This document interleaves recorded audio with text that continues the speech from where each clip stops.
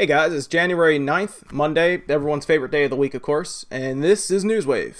So if you're a Nintendo fan or you're a Nintendo collector, you'll probably like this bit of news. There's actually Happy Meals that have basically released now in Japan, where they're all Mario themed. So you have things like Mario waving off to the side from his chair, or his blocks that he's sitting on. You have Luigi shooting out of one of the tubes, and you have like the 1-Up mushroom. There's a lot of different toys. Now, it's only in Japan right now, but there is talks of it hopefully moving west. If, like I said, if you're a collector, these would actually be pretty cool to have, I assume, because they don't show up, as far as I can tell, in Happy Meals very often. I don't really go to McDonald's much, so I can't really tell you how often these show up in Happy Meals, but a lot of people are making a big deal, so I would assume it's not a lot. Of course, a lot of people are kind of annoyed that it's not over in the United States right now. Now, according to news and their media outlets and everything, it is showing up in the UK this week. So if you're in the United Kingdom, you can probably stop by McDonald's this week, maybe the weekend, and see if any of them pop up. I'll be curious too, because if they make their way there, they might be just kind of doing like a staggered release possibly, and maybe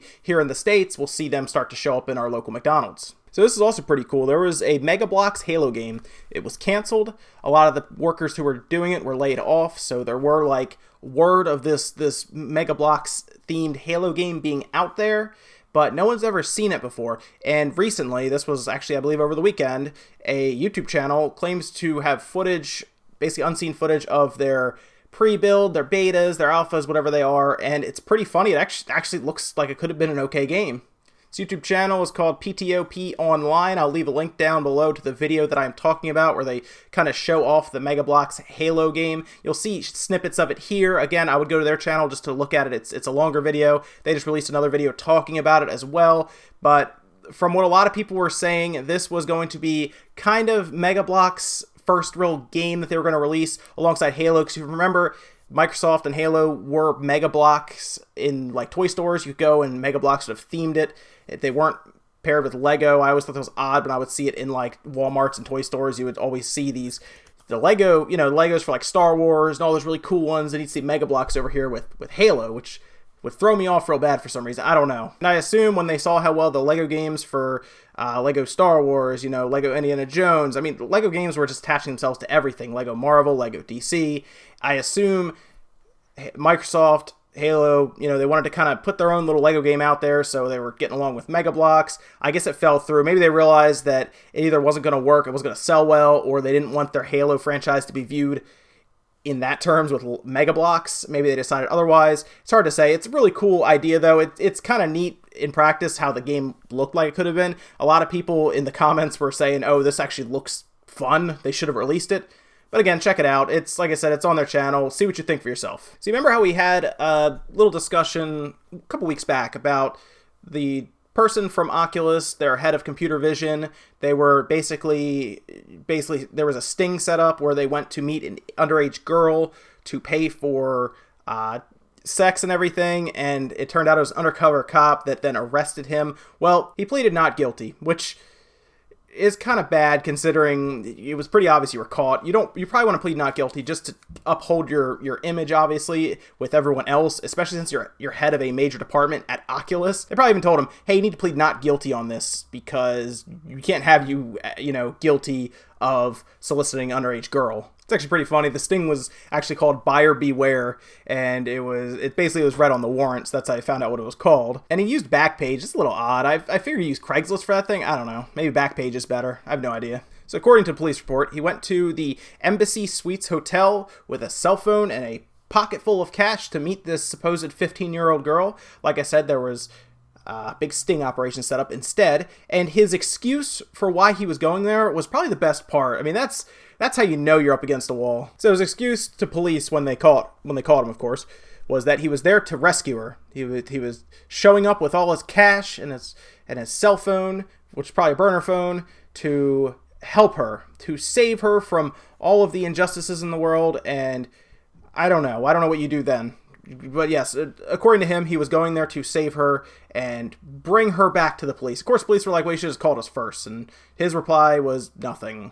So at that point, his lawyers probably told him to shut up. At this point, he's probably going to take some kind of plea deal where they keep most of it confidential so that we never find out what actually happens here in terms of him being guilty or not guilty, or they word it differently. But there's no way he's going to plead not guilty unless something really bad and really damning comes out where they have, like, I don't know, audio of him or video of him going there and trying to meet with her. See, again, it's tough with these kind of things because he can always claim that he was not going to do anything because he never actually did.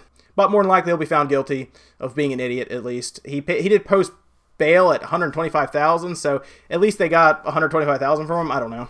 And the NES Classic has actually been hacked even further than what it was before. Now they've been able to put more ROMs onto the NES Classic, but as far as I can tell, they've run into a limitation of only being able to put 60 games on there right now. So as far as anyone knows, it's 60 games, all they can fit. They're trying to work through that just because apparently that's what the firmware allows right now. It can't recognize more than 60. And apparently they've also come up with a way to soft mod the system without even actually having to open it. So you don't have to open it. You don't have to do all that soldering. If you looked at that video before, it looked pretty intense. Like there was a lot of stuff happening there. Well, it looks like they've actually come up with a way where you don't have to open it. I don't really know how they would do that. I assume maybe through the front USB ports or the front, controller ports, they have a way to convert it to USB and then they can do all kinds of stuff.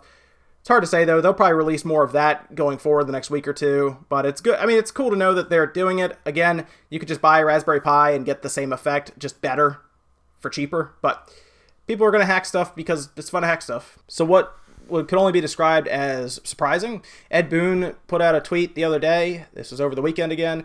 He put out a tweet that's basically revealed Injustice 2's release date, which is May 16th, 2017, which is a lot sooner than I thought. I actually was kind of thinking it would get pushed to the end of the summer, possibly August. It's good to see it is closer than that, though. It'll be out before E3, which is cool. But it was very odd. I guess he just wanted to just surprise fans. But yeah, if you go and look at his Twitter, you'll see this tweet here anyway. It just says I2 for Injustice 2, 5/16/17. And on Friday, Square Enix Europe, their Twitter account got hacked by a group of unknown hackers. We can only assume that it's just some little hacking organization, just a couple people coming together to do it. Basically, what I assume happened was they ended up getting the password and login for it, signed in, and then they just started posting a bunch of really dumb tweets. First one, of course, they had to thank themselves before they did anything and just said, "I'm the greatest hacker alive, someone hire me, LOL." Then it went on to basically poke fun at different things like FIFA and the people at Square Enix headquarters, and basically just saying things like, if you don't watch anime, what are you doing with your life? Things like that. Just a bunch of really dumb stuff. Like, it's just a big waste of time for most people. And then they basically said the next trick is Just Cause Twitter account, and they go take over Just Cause's Twitter account, which probably means that they already had the information for it there, probably when they signed in or hacked into this, got the password and everything, they had that as well. So they went over there and they posted a few things. All of that's been taken down, though, for Just Cause now, and it looks like Square Enix Europe basically got their account back, whether it be they got that person locked out, figured it out.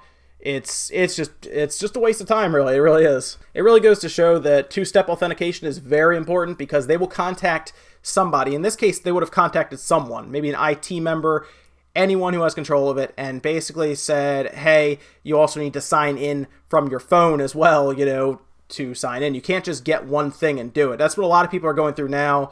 Bigger YouTube channels have started running into this where people are hacking into their accounts, whether it be their YouTube, their Twitter. There's a lot of things that can happen. It gets very, very borderline of identity theft, and that's very scary for a lot of people who live off of the internet, essentially, where you have just people wasting time or they're trying to be malicious about it.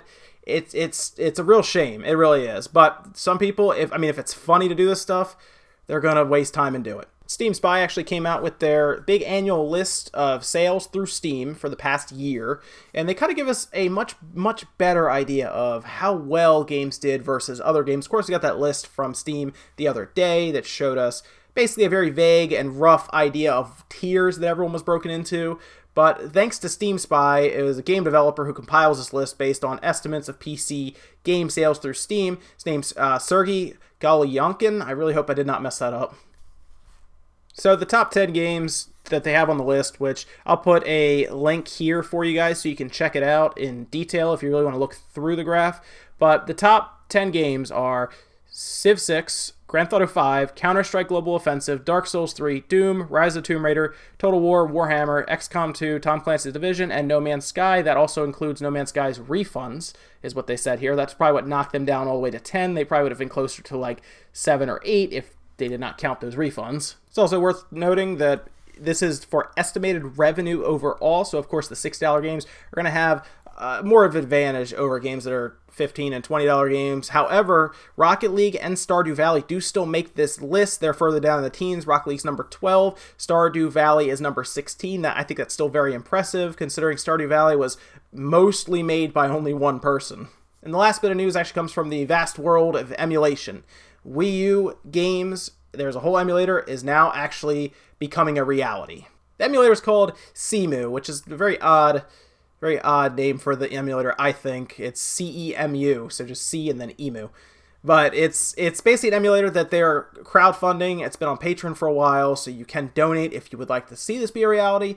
But basically, you should be able to play your games on your computer if your computer's powerful enough. Now, they've had games like Donkey Kong run, Bayonetta's run okay, still in the very, very early stages right now. It's very interesting to me when these people are able to reproduce this stuff on a computer and get it to run well. That's actually really, really cool. I think you have to be pretty talented at coding to make one system think it's another system and then play well. And they've also kind of basically tried to work out the kinks for not needing a Wii U gamepad.